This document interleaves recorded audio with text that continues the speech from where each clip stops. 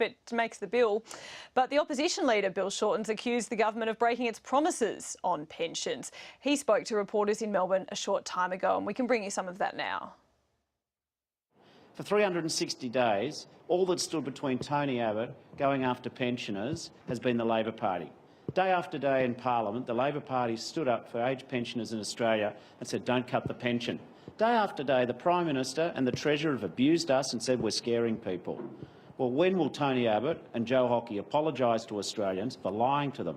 They lied to them before the last election when they said no change to pensions. They've lied at the budget when they said that they weren't cutting pensions. Now they're lying about the fact that they've even ever had a plan to cut the pension.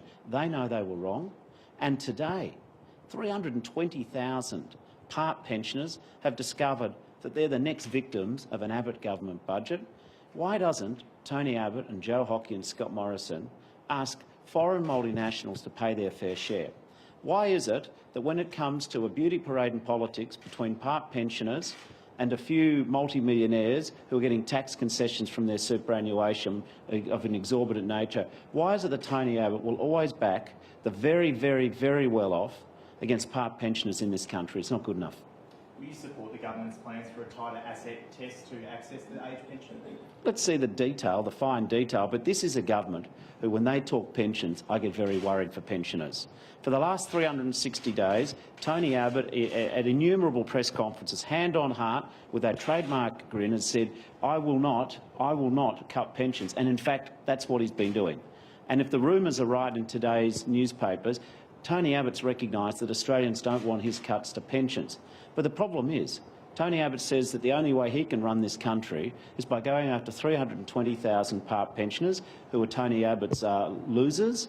And also, he's still increasing the retirement age to 70. He's still decreasing the deeming thresholds. He's still got he's going after the health concessions of hundreds of thousands of pensioners. When it comes to pensioners in Australia, you just can't trust Tony Abbott. Can you support any part of the pension package on details provided so far? We need to see more details. I think, though, what makes it easier for us to support an improvement for pensioners is the test that I spelled out on Monday about the budget. What I said on Monday is the budget good for the future? Is it honest and responsible, and is it fair? They're the tests that we will apply to the budget. But I've got to say, the bad news hasn't just stopped with the attack on 320,000 part pensioners today. What we've also seen is unemployment's gone up. North of 47,000 full-time jobs for men have gone in the last month. This is a government who's got no plan for the future except cutting and harming people. This is cutting the pensions and making it harder for kids to go to university. They've got no plan for jobs. This is a government who's focused on their own job.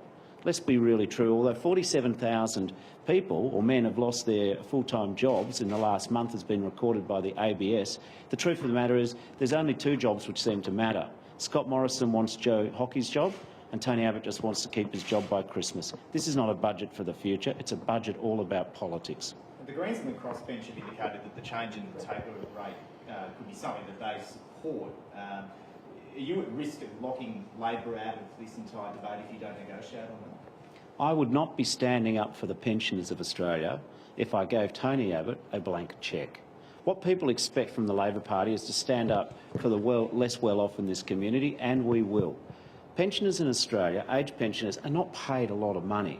There's a whole lot of political games going on here. We all know that the government called the economy wrong last year. They went in with that horror budget of cuts and broken promises. It has stalled confidence.